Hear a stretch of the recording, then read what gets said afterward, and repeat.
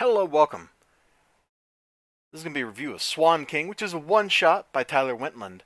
Now, if I remember right, Tyler Wentland is the dude who created Red Koi, which is a very intriguing, very Japanese-style comic book telling the story of mystical samurai revenge action in ancient feudal Japan. Maybe not so ancient, but definitely feudal. This is set in like a westernish medieval kind of thing, and it's a fairy tale. Now, I never really thought I would read a comic book in 2020 that was just a straight up fairy tale. There's no like, we're doing deconstruction on fairy tales. There's nothing like that. This is just a fairy tale. And it was super refreshing because of that. It was just like, wow, did I really read what I think I read? The answer was yes. Yes, I really did read exactly what I thought I read. I'm not really sure where to start. Man, let's just start here. Let's just start here.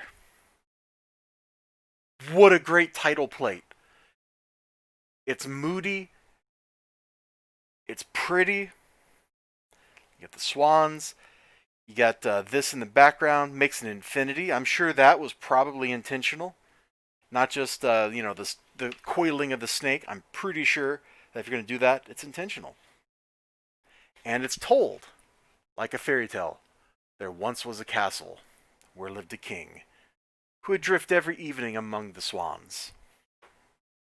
Now, of course, it's black and white too. There's not even colors. Like Red Koi had some colors. We don't get that here. It's just here's some black and white, super ultra omega indie stuff, and it's a fairy tale. So there's of course trouble. There's of course trouble in paradise, and the Swan King has to deal with it. There's a giant that falls asleep. He's blocking the stream. Devil's been making trouble up that mountain for some time, and I'm sure has some part to play in this. Uh-huh. And so he goes up there. But we get a little glimpse along the way of this dude's past, where he's a warlord fighting these giants. And there's trouble. If he doesn't do this quick enough, his lake, his streams, they're all going to die. I'm just going to put this here so you can see the whole thing, see how it's constructed and laid out. I like everything about it. The line work is clean. It's got a little bit of a style, just like Red Koi, that can be kind of off-putting. Things are sometimes oddly angular, like his face, if you look at it. And that's like pretty much the only thing I can fault it for. But everything is so good. The dialogue sounds like a fairy tale. The narration, what little bit of it there is, sounds like a fairy tale. The very plot line, Swan King goes, swanning or whatever that would be called, and finds there's trouble and has to go on a quest to defeat a demon to fix it. Come on. This is 100% pure fairy tale, and it's fantastic all the way through. It's absolutely fantastic. Dip your sword into the water, follow the giant's steps to the devil's camp. Beware his tricks, and do not lapse for even a moment. And then he's rueful right there. Like, it's not just a fairy tale. This dude, like, has a real life. He has history, he has backstory, he has a personality. He is somebody, even though he's just a fictional character. I really dug this.